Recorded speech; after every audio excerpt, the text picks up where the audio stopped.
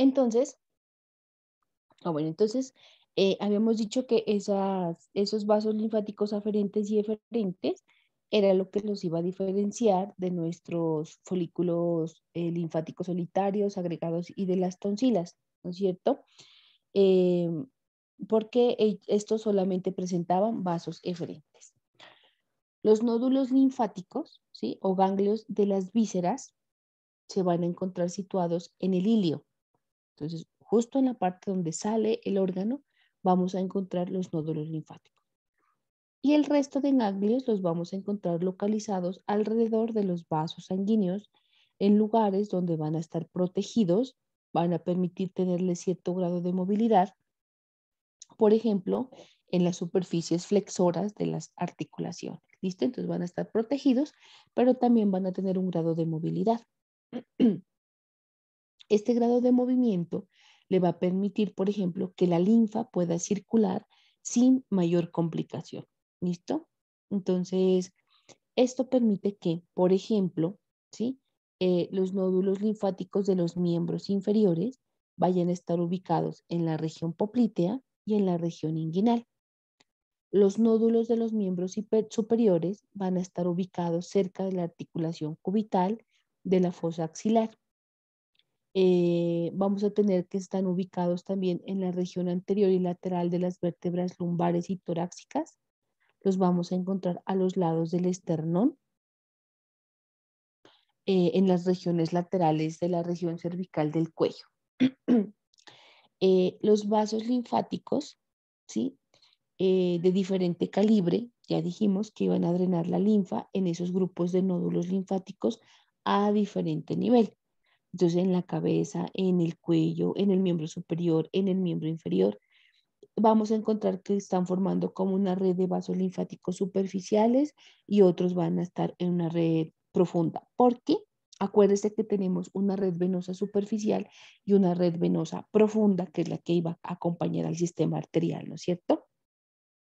Entonces, digamos que la parte superficial se va a encargar de recoger la linfa de la piel y del tejido celular subcutáneo, mientras que el sistema linfático profundo lo hace de los órganos que están contenidos en las diferentes cavidades, ¿sí? O sea, hacia la parte profunda del cuerpo. ¿Listo? Entonces, no son la composición de los ganglios linfáticos, entonces ya sabemos dónde están, qué vasos tienen y cuál es la función que tienen ellos.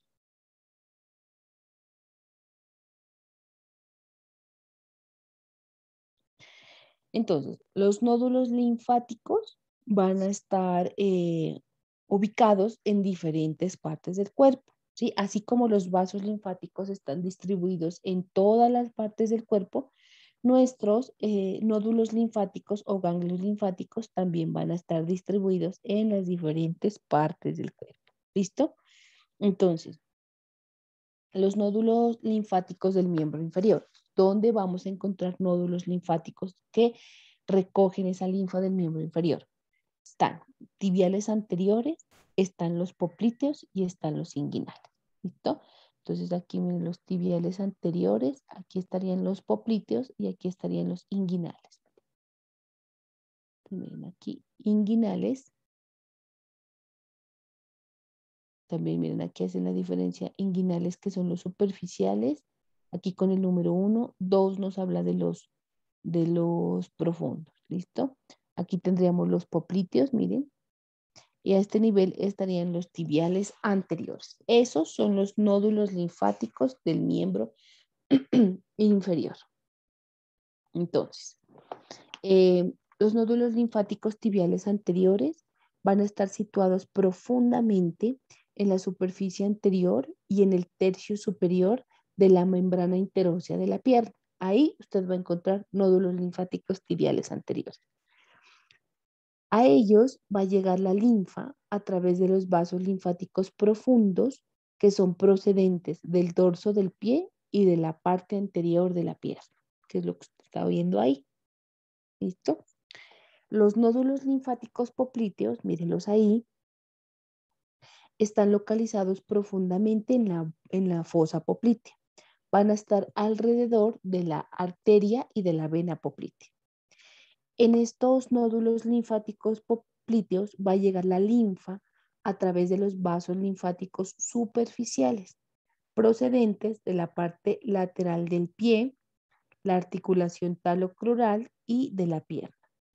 La linfa de estos vasos linfáticos profundos procedentes de la planta del pie y la porción posterior de la pierna también va a drenar los vasos linfáticos de los eh, linfonodos tibiales anteriores. ¿Listo? O sea, esa parte que se quedó sin drenar de la parte anterior de la tibia, que no lo hizo hacia los tibiales anteriores, lo va a drenar hacia los nódulos linfáticos popliteos. O todo lo que se recoge en los linfáticos tibiales anteriores se va a entregar por contigüidad, digámoslo así, hacia los nódulos linfáticos popliteos. Y estos pues van ascendiendo hacia los ganglios linfáticos inguinales. ¿Por qué? Porque acuérdense que esos nódulos linfáticos tienen conexión con vasos linfáticos.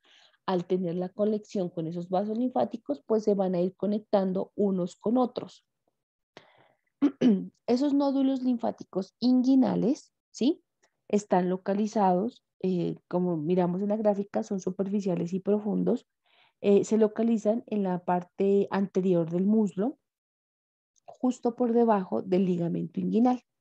Entonces, esos linfáticos inguinales por debajo del ligamento inguinal se van a agrupar en dos, en unos linfáticos superficiales inguinales y en unos inguinales profundos, que van a estar separados por la fascia a ese nivel. ¿Listo? Los nódulos linfáticos inguinales superficiales, bueno, que es lo que estamos mirando ahí, vamos a tener más superficiales que profundos, son más numerosos los superficiales, van a estar situados alrededor del hiato safeno. ¿Listo? Que era donde llegaba la safena magra. Van a filtrar la linfa de los vasos linfáticos superficiales, de la parte medial del pie, de la articulación talocrural, de la pierna y una parte del lado lateral de las mismas regiones, pero en el muslo y la mitad inferior de la pared abdominal anterior. También drena la linfa de la porción inferior del dorso, la región glútea, el periné, el ano y los genitales externos. En el hombre, drena la linfa del pene y del escroto. En la mujer, del pudendo femenino, del clítoris, de la porción inferior de la vagina y una parte del fondo del útero. ¿Listo? Entonces, todos esos órganos que les acabé de mencionar van a drenar su linfa hacia los nódulos linfáticos inguinales superficiales y, perdón, hacia los nódulos linfáticos inguinales profundos. Estos van a estar situados por dentro de la fascia lata, sí, o de la fascia, pues de la pared anterior del muslo, y por delante de los vasos femorales. Recogen la linfa para filtrarla de los vasos profundos de la región anterior, lateral y posterior del muslo, la linfa de los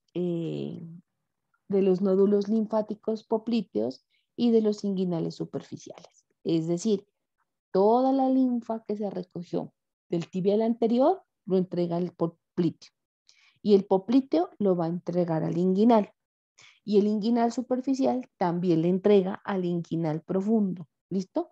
¿Para qué? Para posteriormente drenar esa linfa hacia los nódulos linfáticos de la pelvis. Esos nódulos linfáticos de la pelvis van a estar agrupados en dos, en unos nódulos linfáticos viscerales y en unos nódulos linfáticos parietales. ¿Listo? Dentro de esto que es la pelvis. Entonces los ganglios linfáticos pélvicos. Aquí tenemos nuestros ganglios linfáticos inguinales. ¿Listo? Este también son ejemplos de ganglios pélvicos.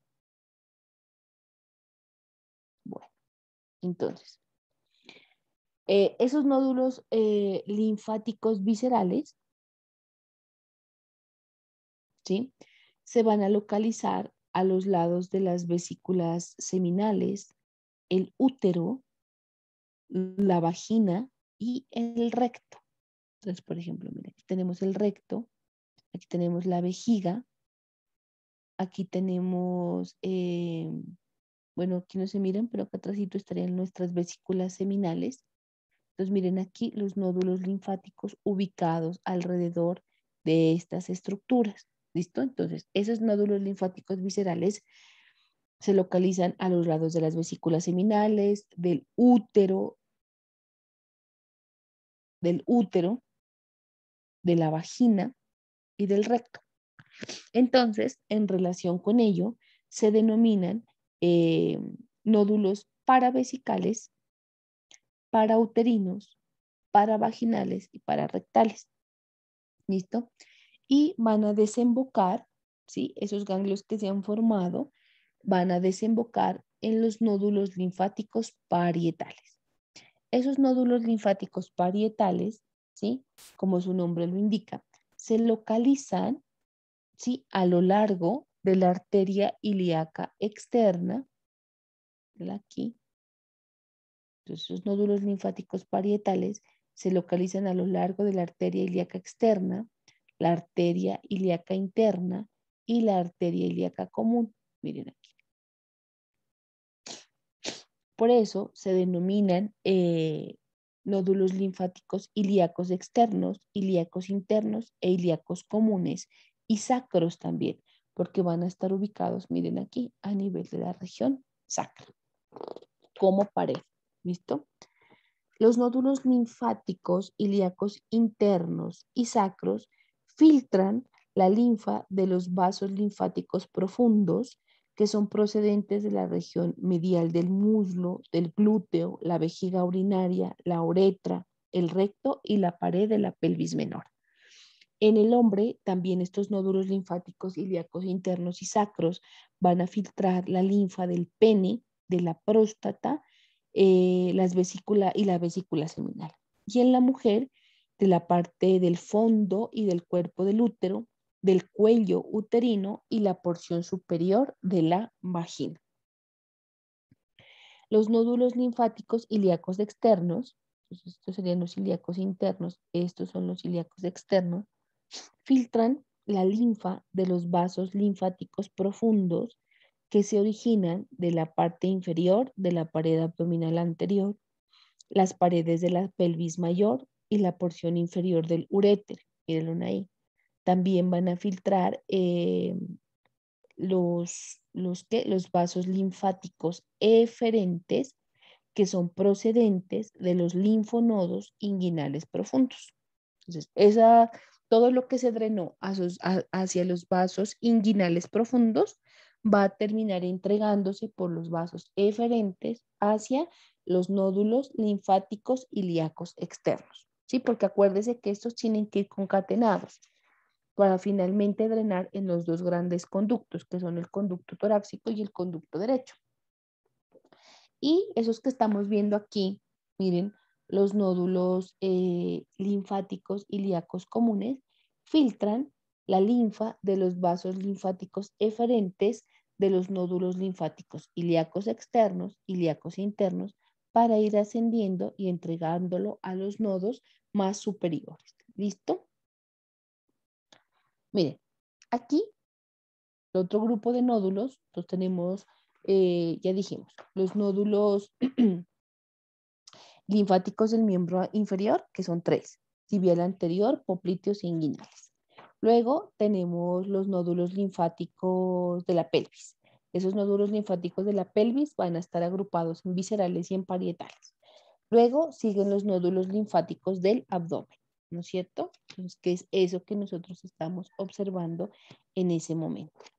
Esos nódulos linfáticos del abdomen, ¿sí? Que estamos observando ahí,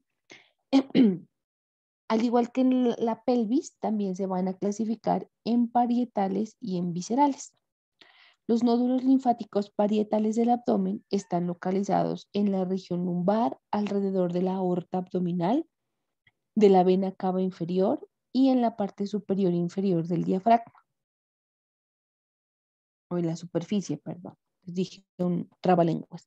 Y en la superficie inferior del diafragma.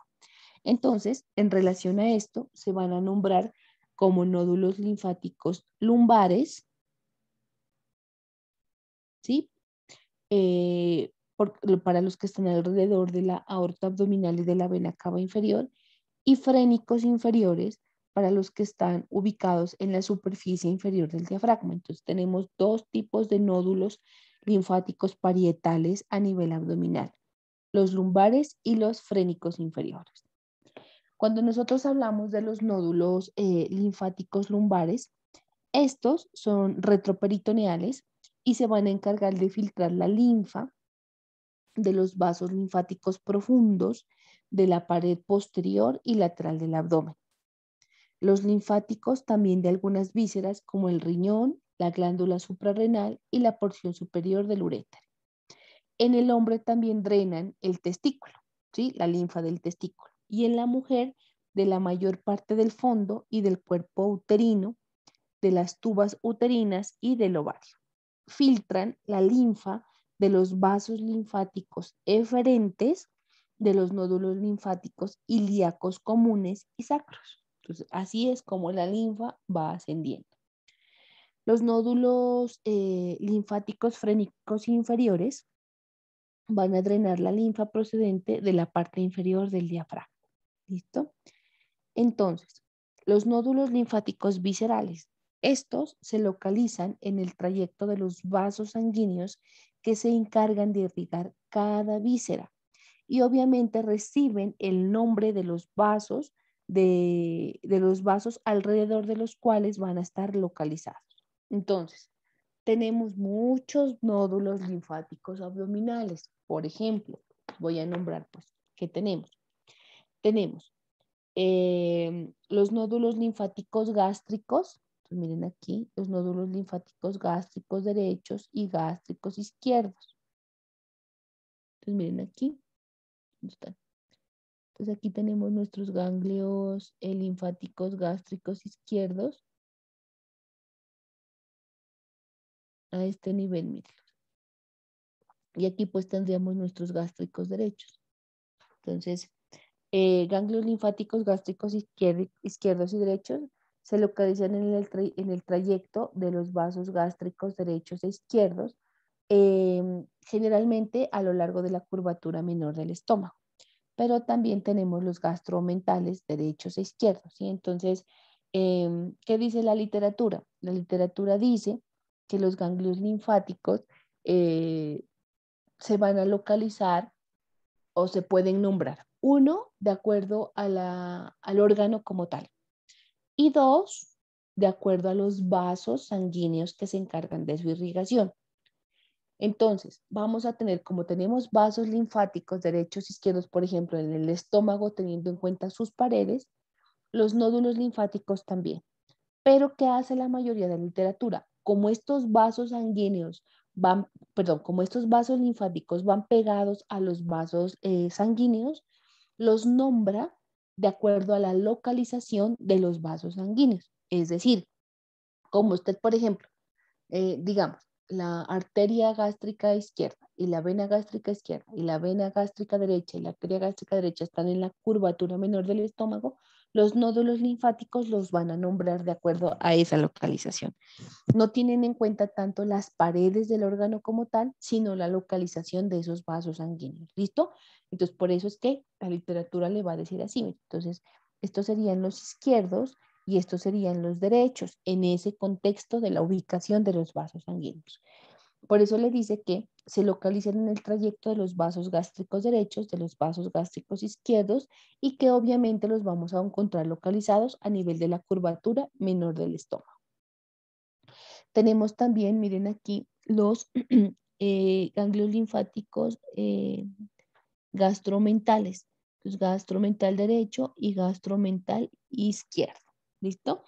Esos se localizan alrededor de los vasos gastromentales derechos e izquierdos a nivel de la curvatura mayor del estómago.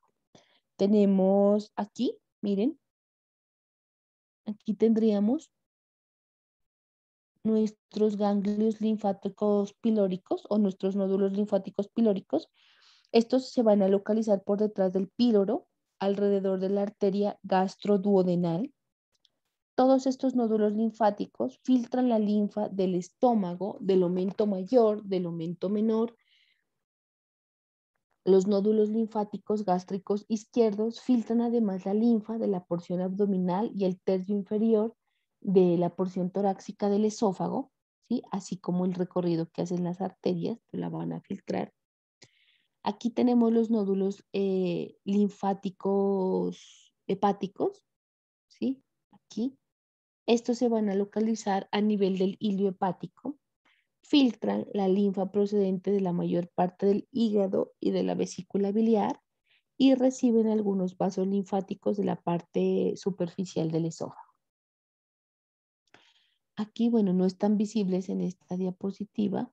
Bueno, aquí, detrás del estómago, pues a este nivel estaría el páncreas, que lo han retirado.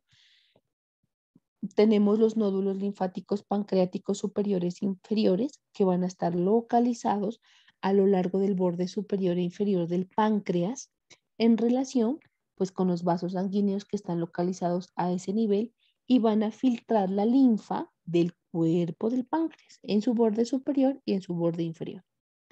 Tenemos los nódulos linfáticos pancreático-duodenales superiores e inferiores, ¿sí? Eso es pancreático duodenal superior e inferior, alrededor de los vasos homónimos. Filtran la linfa, estos son los encargados de filtrar la linfa de la cabeza del páncreas y del duodeno. Los nódulos linfáticos esplénicos, ¿sí? Esos, pues por ejemplo aquí esplénicos, miren, porque aquí estaría el vaso, miren, los nódulos linfáticos esplénicos van a localizarse a nivel del hilio del vaso y filtran la linfa de una parte de este vaso y de la cola del páncreas. Entonces, ¿qué podemos concluir? Que los nódulos linfáticos pancreáticos solamente van a filtrar la linfa del cuerpo, ¿sí? Los pancreatoduodenales superiores e inferiores de la cabeza y los esplénicos de la cola del páncreas. Es bien importante tenerlo en cuenta. Los nódulos linfáticos celíacos, velos aquí, nódulos linfáticos celíacos, se localizan alrededor del tronco celíaco. Filtran la linfa procedente de los nódulos linfáticos del estómago, la mayor parte del hígado, el vaso y la porción superior del duodeno y del páncreas. ¿Listo? Así es como se reúne la linfa. Los restantes nódulos linfáticos viscerales van a estar localizados alrededor de las ramas de las arterias mesentérica superior, mesentérica inferior.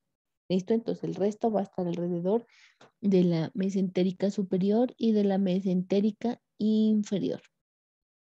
Entonces se llaman nódulos linfáticos mesentéricos. Así se van a llamar.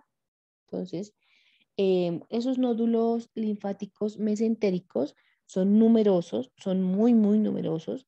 Se localizan en el espesor del mesenterio. Van a formar 3 filas a toda la extensión.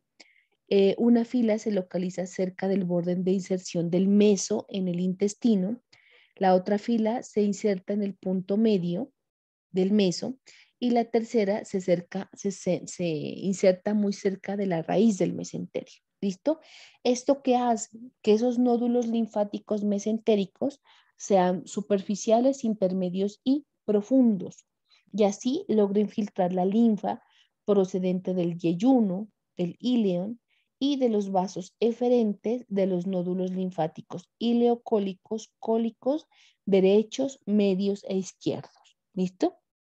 Entonces, miren, aquí tenemos nuestros ganglios linfáticos mesentéricos. Entonces, miren, unos que están pegaditos al intestino, otros en la parte media y otros hacia la parte profunda o raíz del mesenterio. Ese es bien importante que lo tengamos en cuenta para que cuando usted esté en cirugía y ayude en procedimientos quirúrgicos de extirpación de tumores, le dicen a usted, haga el vaciamiento ganglionar del mesenterio. Entonces, ¿qué hace uno? Mire, todos estos gangliositos que estamos mirando aquí en el mesenterio, mire, todos estos ganglios, lo que uno hace es quitar la mayor cantidad de los ganglios que están alrededor de la estructura que se retiró, del órgano, digámoslo así, que se retiró, para evitar que el cáncer se disemine por vía linfática a otras estructuras. ¿Listo? Que es lo que se conoce pues como metástasis. Esos son los nódulos linfáticos mesentéricos, tres filas, superficiales, medios y profundos. Los nódulos linfáticos ileocólicos están alrededor de los vasos ileocólicos y filtran la linfa pues, procedente del ciego y del apéndice vermiforme, ¿no es cierto? Porque esa es la ileocólica. Los nódulos linfáticos cólico derecho, cólico medio y cólico izquierdo van hasta alrededor de los vasos y de las venas homónimas y van a filtrar la linfa del colon ascendente, del colon transverso y del colon descendente. Acuérdese que el colon ascendente pues iba a estar por la cólica derecha, el colon transverso de la cólica media y el colon descendente pues por la cólica izquierda, ¿no es cierto? Y también tenemos los nódulos linfáticos mesentéricos inferiores. Entonces, los anteriores eran los mesentéricos superiores. Estos son los mesentéricos inferiores. Eh, Aquí vamos a encontrar nódulos linfáticos sigmoideos y rectales superiores, que van a estar alrededor de las venas y de las arterias sigmoideas y de las venas y de las arterias rectales superiores. Estos van a filtrar la linfa del colon sigmoideo, la porción superior del recto. Los vasos aferentes de estos nódulos, ¿sí? Van a afluir a los nódulos linfáticos lumbares. Los vasos linfáticos eferentes de los nódulos linfáticos del mesenterio y del celíaco se van a unir y forman el tronco intestinal. Ese tronco intestinal generalmente es impar. Entonces, ¿cómo se ha formado el tronco intestinal? Por la unión de los vasos linfáticos eferentes de los nódulos linfáticos del mesenterio, mesentérica superior, mesentérica inferior, y de los celíacos que están alrededor del tronco celíaco. Esos se unen y forman el tronco intestinal.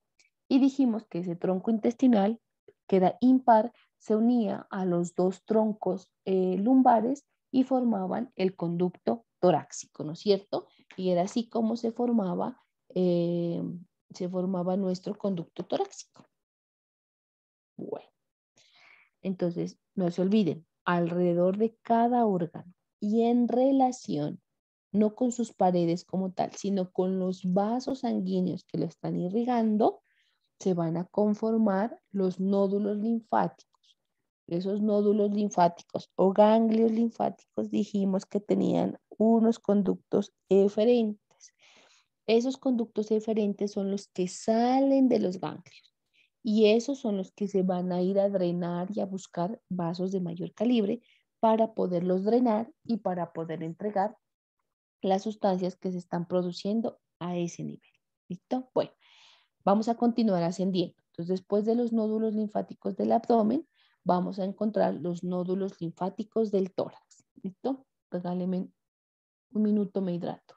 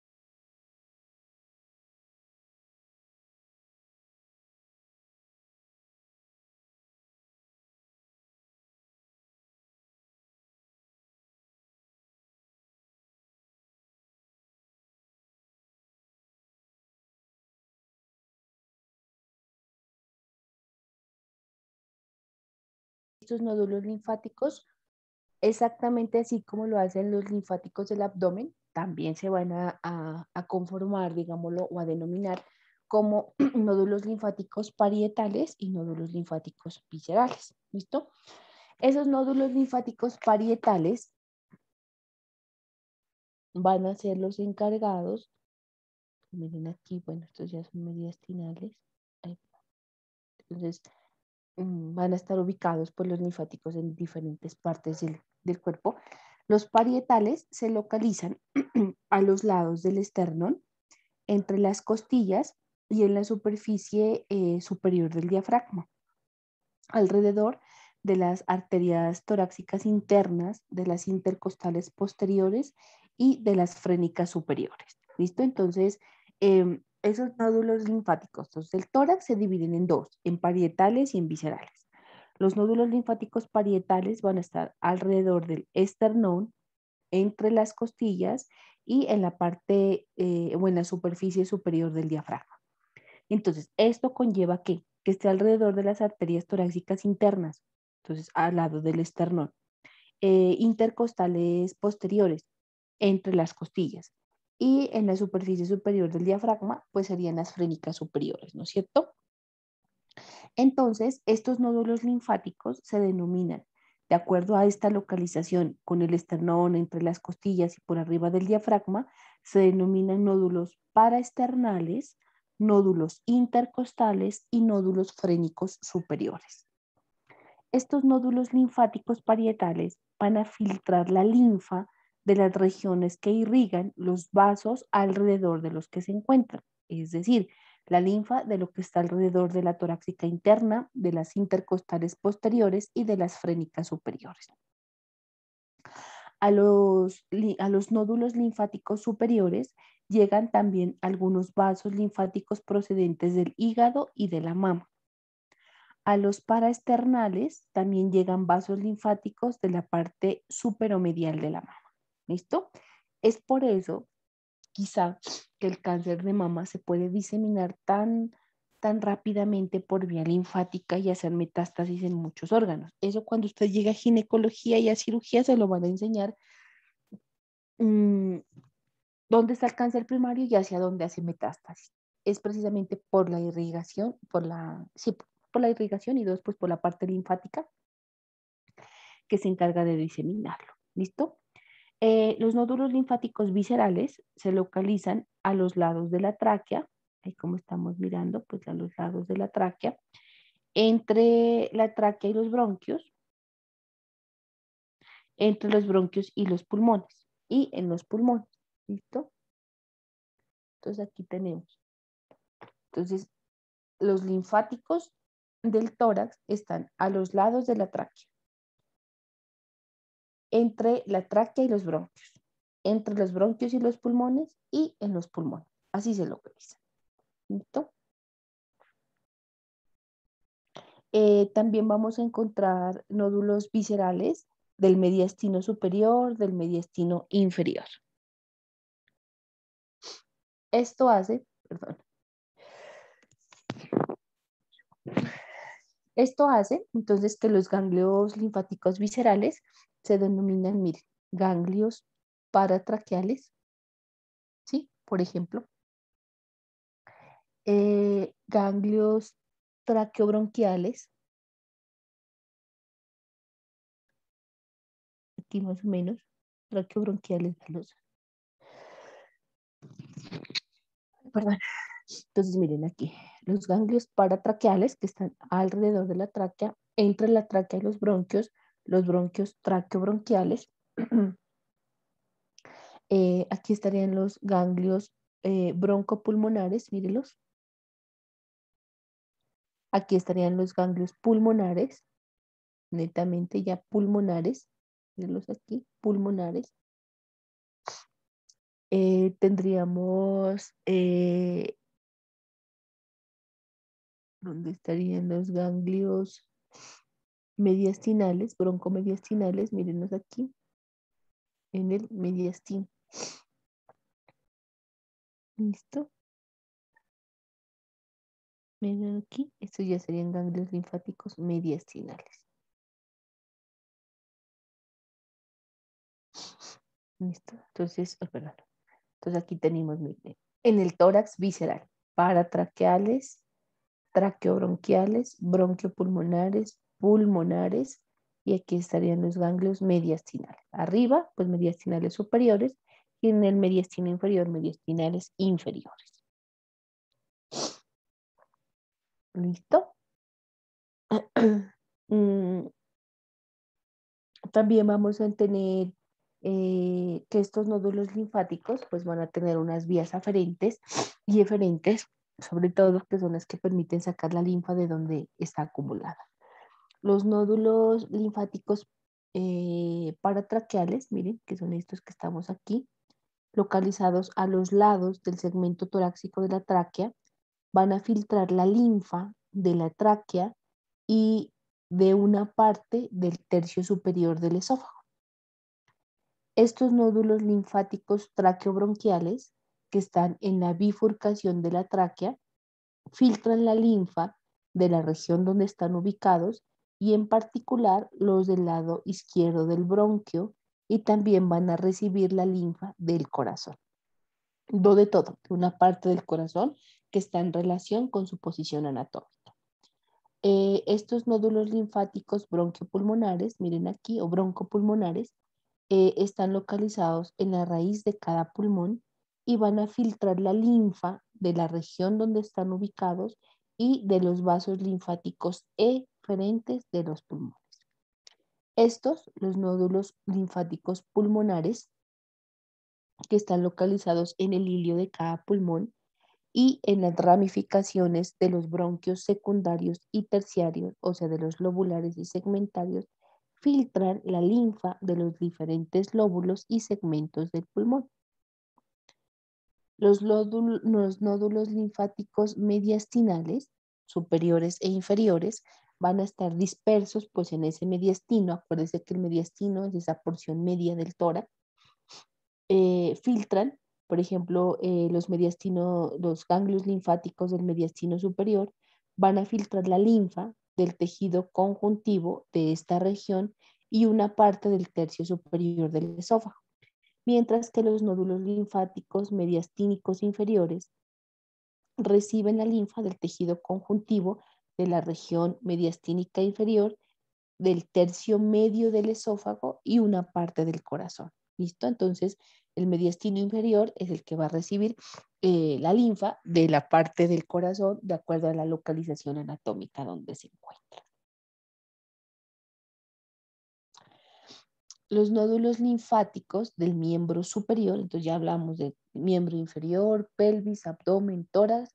Ahora vamos a mirar los nódulos linfáticos del miembro superior. Estos nódulos linfáticos del miembro superior están agrupados en dos, los cubitales y los axilares. ¿Listo? Cubitales y axilares. Entonces, los cubitales que estarían a este nivel y a este nivel pues estarían los axilares, ¿no es cierto? Entonces, miren aquí los axilares, bueno, apicales. Todo esto pues es nuestra parte axilar, nódulos linfáticos axilares centrales, miren, apicales centrales, y estos serían los nódulos linfáticos axilares laterales, axilares proctorales. Todo esto que está en la región axilar son los ganglios axilares. Entonces, ¿qué tenemos de los nódulos linfáticos cubitales? Mírenlos aquí, o del codo.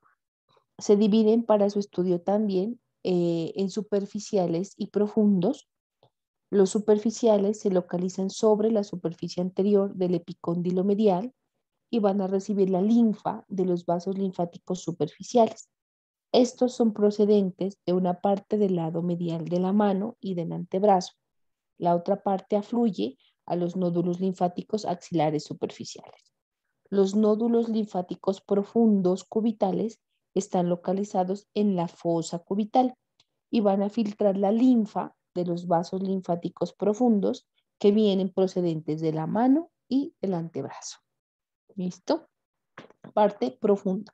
Entonces, mientras la capa superficial o los nódulos superficiales filtran la parte superficial, la otra lo hacen ya a profundidad de acuerdo pues a los vasos sanguíneos donde están localizados. ¿Listo? En cuanto a los nódulos linfáticos axilares, estos se localizan en la fosa axilar. También hay superficiales, hay profundos, hay laterales, hay anteriores, hay, ¿qué más es que le dicen? Centrales, hay apicales, de acuerdo a la localización. Pero la clasificación más general nos dice que estos nódulos linfáticos axilares también se dividen en superficiales y profundos. Los superficiales van a recibir la linfa de los vasos superficiales procedentes de los vasos superficiales, pues del miembro superior, excepto una parte del lado medial del antebrazo y de la mano que se van hacia la parte cubital, ¿no es cierto? Y los nódulos linfáticos axilares profundos están localizados profundamente en la fosa axilar alrededor de los vasos axilares. Se extienden pues hasta el vértice de los vasos axilares por debajo de la clavícula. Como están por debajo de la clavícula y ya comprometerían, digámosle, o están en relación con la primera costilla, hay literatura que a estos vasos linfáticos axilares profundos los denominan vasos linfáticos subclavios, precisamente por la localización donde se encuentran. Estos linfáticos axilares profundos reciben la linfa de los vasos linfáticos profundos del brazo y del hombro. Los vasos linfáticos eferentes también de los nódulos linfáticos cubitales profundos. También reciben la linfa de los vasos linfáticos de la región anterolateral del tórax, linfáticos de la parte profunda de la mama y la mitad lateral de los vasos linfáticos superficiales. También van a entregar su linfa a los nódulos linfáticos axilares profundos. ¿Listo? Y así se va recogiendo. Obviamente, si sería para la parte derecha, le iría a entregar al conducto linfático derecho. Y si es del miembro superior izquierdo, pues le entregaría toda la linfa al conducto torácico. Acuérdese de esos dos grandes conductos que finalmente van a desembocar en las venas subclavias o en los ángulos yúgulos subclavios del lado correspondiente. ¿Listo? Y finalmente, pues vamos a mirar los nódulos linfáticos de la cabeza y del cuello. ¿Listo? Esos nódulos linfáticos de la cabeza y del cuello se localizan en el límite entre la cabeza y el cuello, formando agrupaciones. Esas agrupaciones de los nódulos se denominan en la relación con su localización. ¿Listo?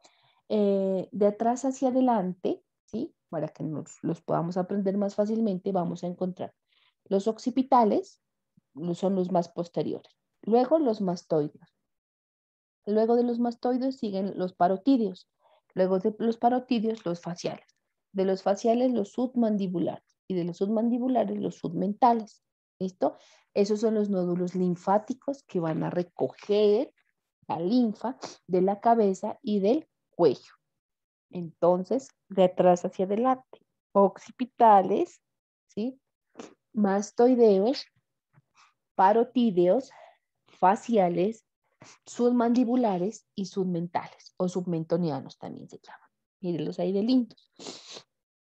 Entonces aquí tenemos los nódulos occipitales, un poquito de congestión, los occipitales, los mastoideos, los parotídeos, ¿dónde están los faciales? Aquí están los faciales, los mandibulares, ay, carajo, los faciales no los encontré, bueno, los submandibulares, y aquí estarían los submentonianos.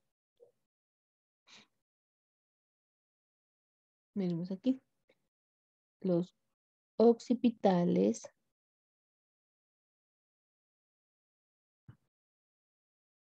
aquí estarían los mastoideos, aquí estarían los parotídeos, submentonianos, submandibulares y todo esto serían los faciales. ¿Listo? Entonces, los nódulos linfáticos occipitales se localizan subcutáneamente en la región occipital y van a filtrar la linfa de la región posterolateral de la cabeza. Toda la región posterior y lateral de la cabeza se va a filtrar la linfa a los nódulos, perdón, a los nódulos occipitales. Los nódulos linfáticos mastoideos, mírenlos aquí, se localizan subcutáneamente justo por detrás de la oreja, filtran la linfa de la parte posterior de la región temporal, la oreja y el meato acústico externo y la membrana timpánica. Toda la linfa de esas regiones se va a drenar hacia ese nódulo o a esos ganglios mastoideos. Luego tenemos los ganglios linfáticos parotídeos. Mírenlos aquí. Los ganglios linfáticos parotídeos se clasifican en superficiales, aquí estábamos mirando los superficiales, y los profundos, estarían como a este nivel. Esos nódulos parotídeos, no, estos son los parotídeos superficiales y justo aquí por detrás estarían los profundos. Están localizados en la superficie de la glándula parótida, por delante de la oreja y en el espesor de la glándula, ¿sí? Entonces, digámoslo, los nódulos parotídeos superficiales están en la parte superficial y por encima, digámoslo así, de la glándula parótida, y los profundos van a estar localizados dentro de la glándula como tal. Ellos se van a encargar de filtrar la linfa de la parte anterior de la región temporal, de la oreja, el meato acústico externo y la membrana timpánica. También recogen la linfa de la región frontal y lateral de los párpados. También recogen la linfa de las glándulas lagrimales, de la glándula parótida, de la tuba auditiva y de la articulación temporomandibular. Bueno, aquí no los tenemos. Los ganglios o nódulos linfáticos faciales se localizan en diferentes partes de la cara y se van a localizar y se van a nombrar de acuerdo a la región donde se encuentren. Los nasolabiales, los bucinadores, malares, ¿sí? Mandibulares, van a filtrar la linfa de la región media de los párpados, de la piel de la nariz y de la mejilla, que es lo que hacen cuando hacen las limpiezas faciales, tratar de drenar toda la linfa que se produce a diferentes niveles. ¿Listo? Aquí. Los nódulos linfáticos submandibulares. Miren aquí. Los nódulos linfáticos submandibulares se localizan en el trígono submandibular del cuello, están en relación con la glándula submandibular, filtran la linfa de la región media de los párpados, de la nariz, el labio superior, el labio inferior, la mejilla, la región lateral del mentón, las encías, los dientes, el paladar duro, el paladar blando, la lengua y la glándula submandibular y la glándula sublingual. Si nos damos cuenta, estos nódulos linfáticos submandibulares drenan la linfa de una gran cantidad de regiones. Por ejemplo, si usted sufrió un trauma o un golpe en el labio superior, esa reacción inflamatoria va a generar que usted tenga ganglios submandibulares. Si usted tiene caries dental, inflama los ganglios submandibulares. Acuérdese que estos ganglios se van a aumentar de tamaño, o sea, usualmente tienen un tamaño muy pequeño, no se perciben a la palpación, pero si un paciente le consulta a usted por enfermedad, me duele en las encías, me duele en la mejilla, me duele en la lengua, o me salieron aftas, o me salieron aftas, nos dicen los pacientes, me salieron sapos, dicen los pacientes en la boca, no olvide palparle los ganglios, porque los ganglios de alguna manera están relacionados con la severidad del cuadro que el paciente puede estar presentando en un momento determinado asociado a proceso infeccioso. Los ganglios son bien importantes palpar. No se vaya a olvidar de eso. O sea, palpar los ganglios es muy, muy importante en enfermedad. Cuando el paciente a usted le dice, mire, es que estoy, por ejemplo, entre paréntesis, le dice a usted, estoy perdiendo peso. he dejado de comer, me da llenura, me da sensación de que ya estoy muy lleno y no he comido casi nada y he perdido peso. Una de sus opciones, como lo va a aprender más adelante, es pensar en que el paciente tenga un cáncer gástrico, ¿sí? Entonces, existe un ganglio, que es este que usted lo tiene acá, ¿sí? Que son los ganglios supraclaviculares. Ese ganglio supraclavicular es un ganglio que usualmente no está presente, nunca, ¿sí? Pero que cuando el paciente le consulta a usted por esa sintomatología y le dice a usted, doctora, doctor, es que mire, estoy perdiendo peso, he dejado de comer, ¿sí? Eh, y usted le hace el examen físico y encuentra ese ganglio que está situado en la fosa supraclavicular, usualmente más del lado izquierdo que del lado derecho, usualmente es izquierdo. Esos son ganglios centinelas. Esos están asociados a tumores. Usualmente usted pálpese y usted no encuentra nada a nivel de la región supraclavicular, porque los ganglios que están ubicados a esa región no nos implican procesos infecciosos o inflamatorios, excepto cáncer gástrico sobre todo. ¿Sí? Entonces, es bien importante que nosotros le realicemos la evaluación a nuestro paciente en forma adecuada. ¿Listo? No se olviden de eso. Entonces, siempre hay que palpar los ganglios en enfermedad. Entonces, ese ganglio supraclavicular que se lo marqué ahí, que usualmente es del lado pues, izquierdo, ¿sí? Se llama ganglio de Virchow. El ganglio de Virchow es un infiltrado por cáncer metastásico o usualmente es el tumor primario es digestivo, usualmente gástrico, pero también hay asociación a tumor testicular en el hombre, ovárico en la mujer o renal para los dos sexos. ¿Listo? Entonces, no se olvide de eso es bien importante. Usualmente nunca se palpan los ganglios supraclaviculares. Entonces, si su paciente le consulta por una enfermedad, usted cuando le hace el examen físico, ¿qué tiene que buscar? Ganglios, porque los ganglios son la respuesta inmunitaria ante una enfermedad determinada.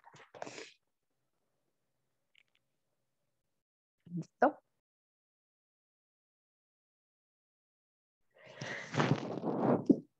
Ay, un alergeno me tocó. Y los ganglios linfáticos submentales. Los ganglios linfáticos, miren aquí, como lo vemos en la gráfica, se localizan en la superficie inferior del músculo miloioideo. Perdón.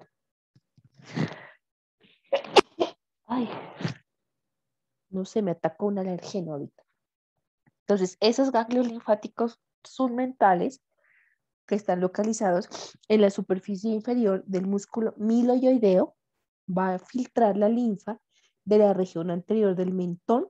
También filtran la linfa de algunos vasos linfáticos procedentes de las regiones que estábamos mencionando que no, drenan su linfa hacia los linfáticos submandibulares.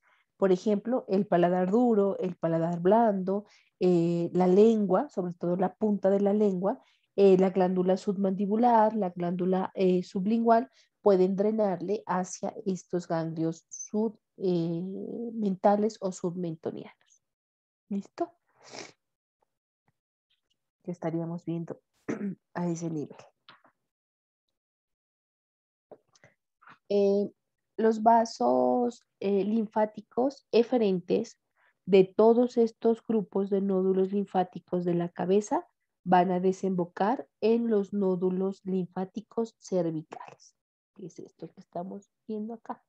Entonces, estos son todos los nódulos linfáticos cervicales. Entonces, todo esto que estamos recogiendo aquí, occipital, mastoideo, parotidio, submentoniano, submandibular, submentoniano y todo lo que está acá facial, van a drenarle a estos ganglios que son los ganglios cervicales o nódulos cervicales, que son los del cuello.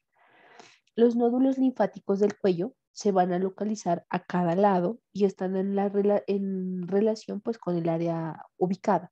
Entonces tenemos ganglios linfáticos superficiales y ganglios linfáticos profundos. Entonces vamos a tener, miren aquí, cervicales superficiales y cervicales profundos. Miren aquí, por debajo del esternocleidomastoideo. Estos son los cervicales posteriores. Los cervicales superficiales, cervicales profundos, cervicales posteriores. Pero estos posteriores pues también estarían en relación, digámoslo de alguna manera, si son superficiales o son profundos, en relación muscular. Entonces los nódulos linfáticos cervicales superficiales, aquí tenemos, miren, superficiales anteriores, profundos inferiores, profundos superiores, entonces de acuerdo a la localización, pero siempre van a ser superficiales y profundos. Los nódulos linfáticos superficiales se localizan a todo lo largo de la vena yugular externa. Ya sabemos que la vena yugular externa estaba por encima del músculo esternocleidomastoideo, ¿no es cierto? Entonces nos dice que estos nódulos linfáticos cervicales superficiales se localizan a todo lo largo de la vena yugular externa. Filtran la linfa de los vasos linfáticos cervicales superficiales del cuello y algunos vasos linfáticos eferentes de los grupos de los nódulos linfáticos posteriores de la cabeza. Los vasos linfáticos eferentes de estos nódulos linfáticos desembocan en los nódulos linfáticos cervicales profundos, es decir, los cervicales superficiales le entregan a los cervicales profundos. Los nódulos linfáticos cervicales profundos están localizados profundamente, o sea, por debajo del esternocleidomastoideo, en forma de cadenitas. Pues miren aquí, forman cadenas, miren, ahí lo podemos observar. Por los lados y por detrás de la faringe forman una cadena, a lo largo de la vena yugular interna forman otra cadena y van a estar cubiertos por el esternocleidomastoideo. También están formando cadenas a lo largo de la arteria transversa del cuello, por detrás y encima de la clavícula. ¿Listo? Entonces están formando, miren ahí, las diferentes cadenas ganglionares. Van a filtrar la linfa de los órganos del cuello. Entonces todos los órganos del cuello le van a filtrar los nódulos linfáticos cervicales profundos. Y también drenan la linfa de los vasos linfáticos eferente de la mayor parte de los grupos de los nódulos linfáticos de la cabeza. Es decir, la mayoría de los grupos linfáticos de la cabeza, mastoideos, parotídeos, faciales, submentonianos, submentales, submandibulares, le van a drenar a los nódulos linfáticos cervicales profundos. Habíamos dicho que los occipitales le iban a drenar a los nódulos linfáticos cervicales superficiales. ¿Listo? Entonces, mmm, estos nódulos linfáticos profundos son muy importantes en la práctica médica, ¿sí? ¿Por qué? Porque estos son los que nos van a ayudar a detectar, digamos, o son los que más se infiltran por cánceres asociados en los diferentes órganos del cuello.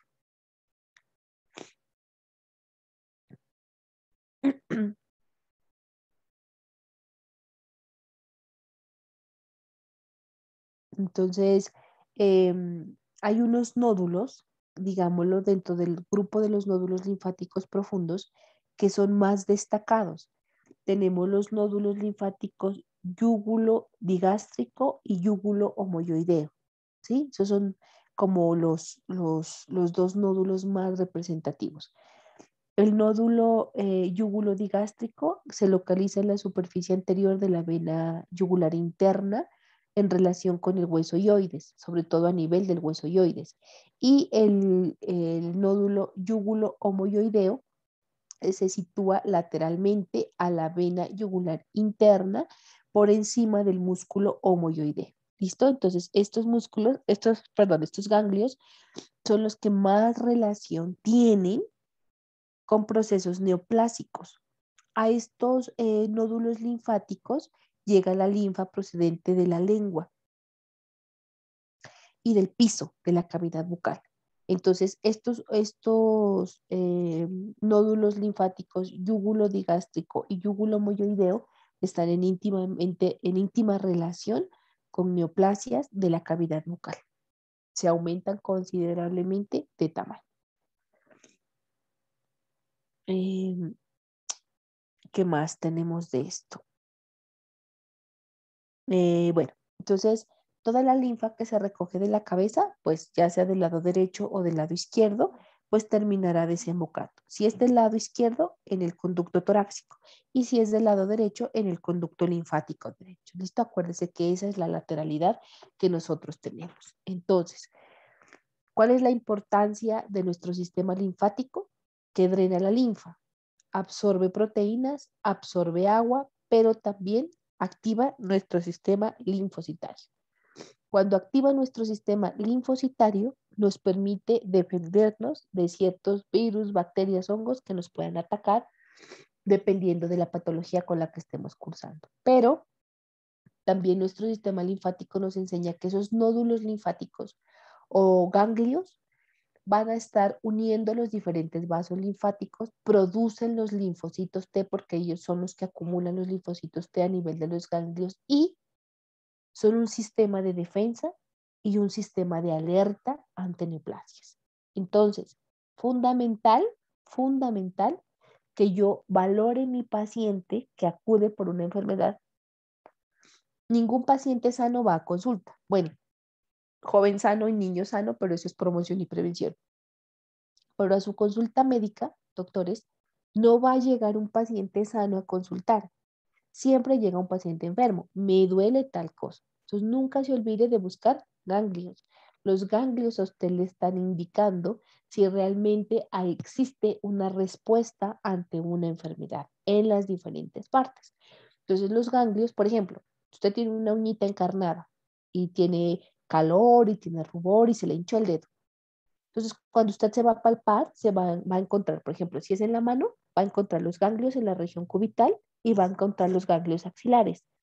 Eso le está indicando que su sistema inmune está mandando linfocitos y está activando su sistema para que lo defienda contra esa agresión. Pero es que solamente se le hinchó el dedito porque le hicieron la manicura. Sí, pero eso, o sea, todos nosotros, toda nuestra piel tiene estafilococo. Nosotros somos un estafilococo andante, pero es nuestro sistema protector. Pero cuando la piel pierde la integridad y nuestro sistema inmune no está tan activo, ese estafilococo nos puede terminar matando, siendo nuestro sistema protector de infecciones externas, cuando entra en el cuerpo ya es un agresor.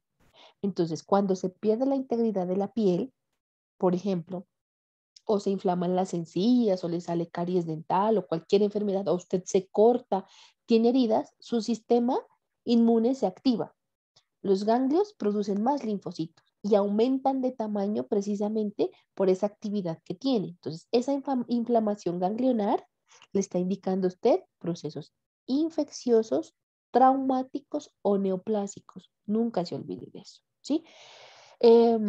Usted va a su consulta, le palpa los ganglios a los pacientes y determina si hay dolor, no hay dolor y el tamaño. Cuando usted llegue a semiología, le van a enseñar qué es un ganglio normal y qué es un ganglio anormal.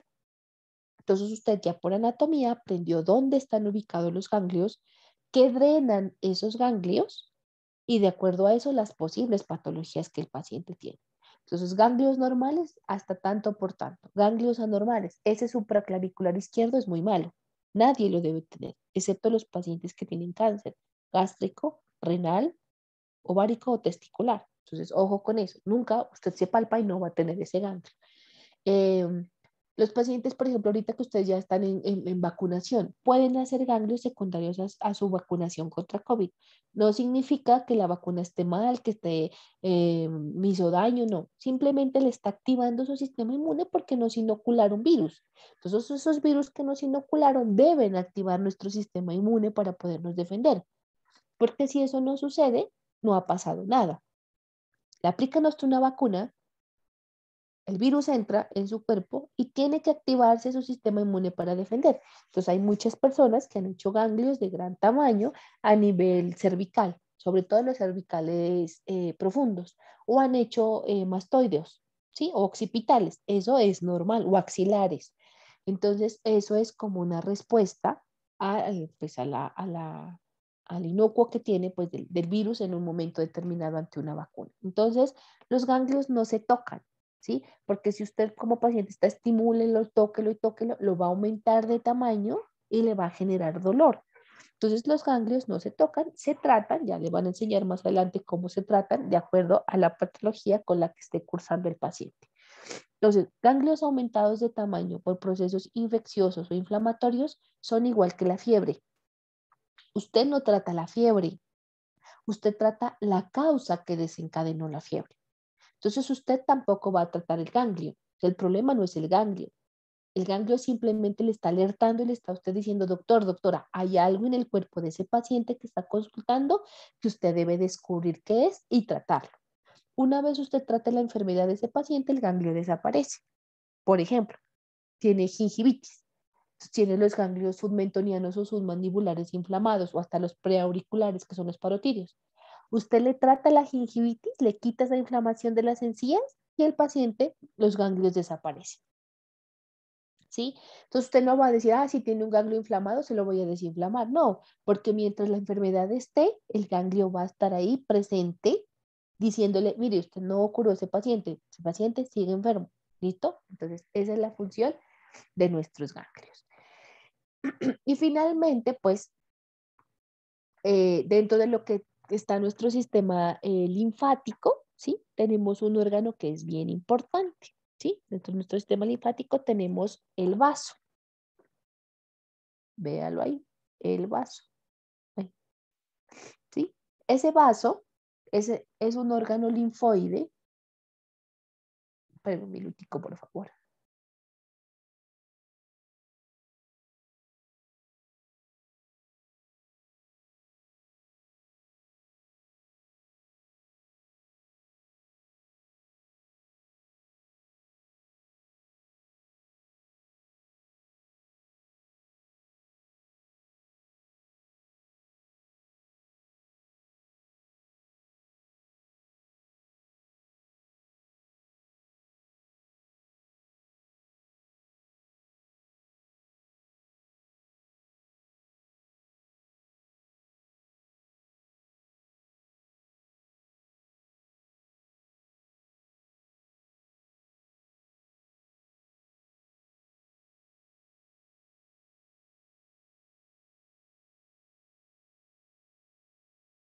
El vaso, como les decía, es un órgano linfoide, ¿sí? En este órgano, la sangre eh, circula muy íntimamente relacionado pues con el tejido linfoide. ¿Esto qué hace? Que los leucocitos se puedan desarrollar en este mismo lugar y al mismo tiempo va a liberar los eritrocitos caducados. Los glóbulos rojos tienen una vida de 120 días, nos enseñaron. Esos a los 120 días se van al vaso y en el vaso mueren. Entonces, el vaso es como el cementerio de los leucocitos, ¿listo? Eh, entonces, ¿qué hace? Los destruye, los desintegra y a través del sistema porta, pues elimina todas las sustancias de desecho.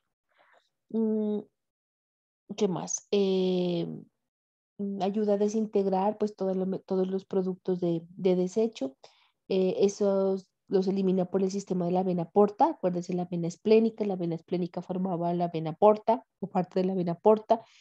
Y en el hígado, pues es donde participan, desechan estas sustancias y elaboran la bilis. ¿Listo? Acuérdense que el hígado es un órgano muy importante porque es el que procesa, metaboliza y destruye todas las sustancias. Paréntesis.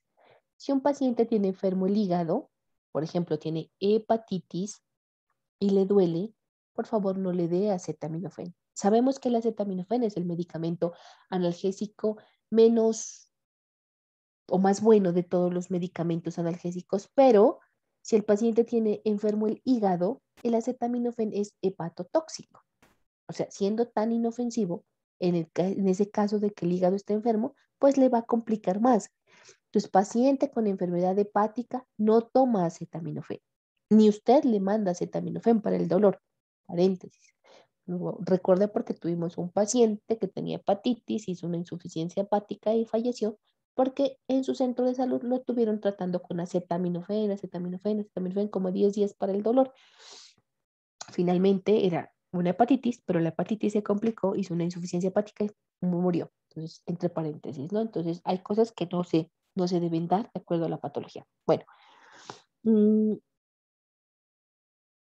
y pues el vaso es eso, ¿sí? También es como un cementerio que filtra todas esas sustancias de desecho.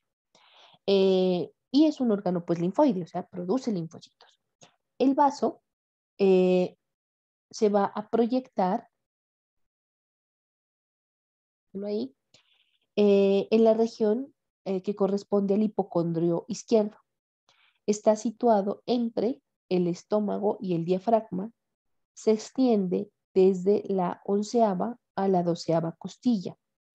En el adulto no debe pasar el reborde costal de ese lado. Si usted tiene un vaso que pasa el borde costal, ese vaso está aumentado de tamaño. Y ese vaso aumentado de tamaño le está indicando algún proceso o alguna enfermedad. Ese vaso presenta un color rojo oscuro, va a pesar entre 150 y 200 gramos y su forma, miren, es semejante a la de un granito de café. Tiene dos caras, dos bordes y dos extremidades. ¿Listo? Las caras se nombran como diafragmática y visceral. La cara diafragmática es la más extensa, está aplicada en relación con el diafragma, presenta una forma convexa. Y la cara visceral está en relación con las vísceras abdominales, eh, y obviamente pues va a tomar o va a tener impresiones de acuerdo a la víscera con la cual se va a poner en contacto. ¿Listo?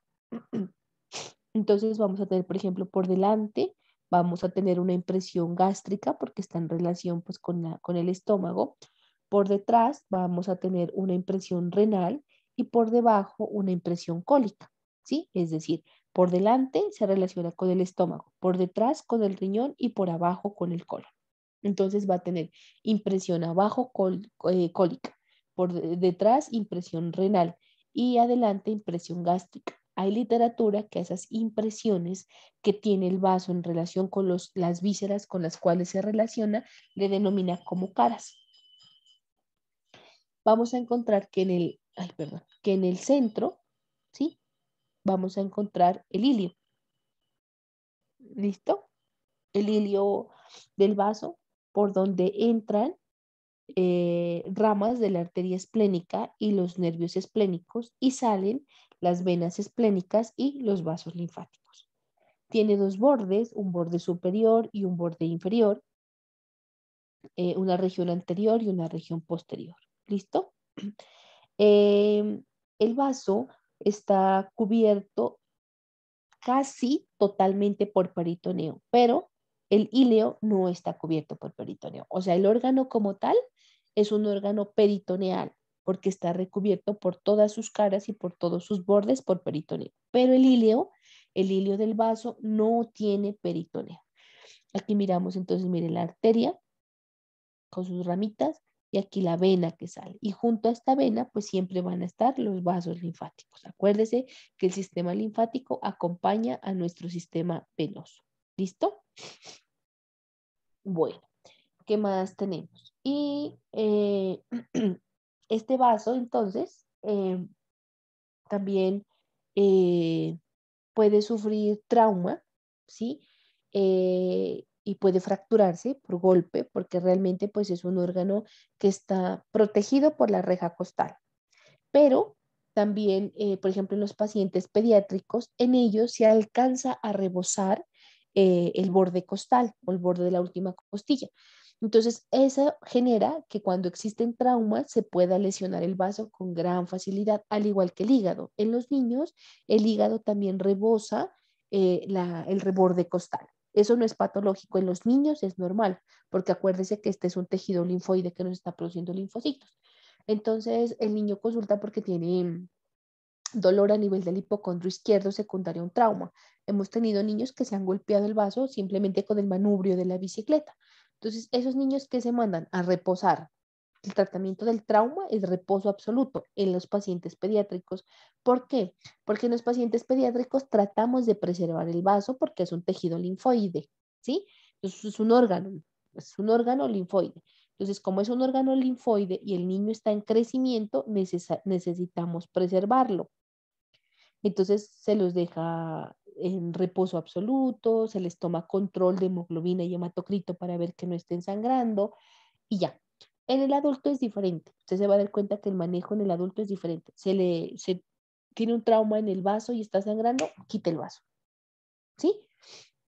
Inmediatamente retiran el vaso ante el riesgo de que el paciente pues se pueda estar choqueando y se pueda estar complicando. En los niños no, en los niños ese vasito hay que preservarlo lo más que se pueda, cuidarlo, porque pues está cumpliendo una función importante.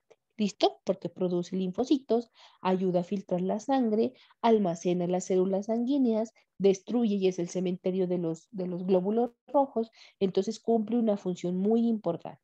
Sobre todo, pues porque produce linfocitos en los niños. Ya en el adulto ya no lo hace. ¿Listo? Entonces, es importante que lo tengamos en cuenta. Bueno, y eso es el resumen y lo que teníamos para revisar en esta mañana de nuestro sistema linfoide. ¿Listo? Entonces, ese es el componente teórico de lo que teníamos para revisar.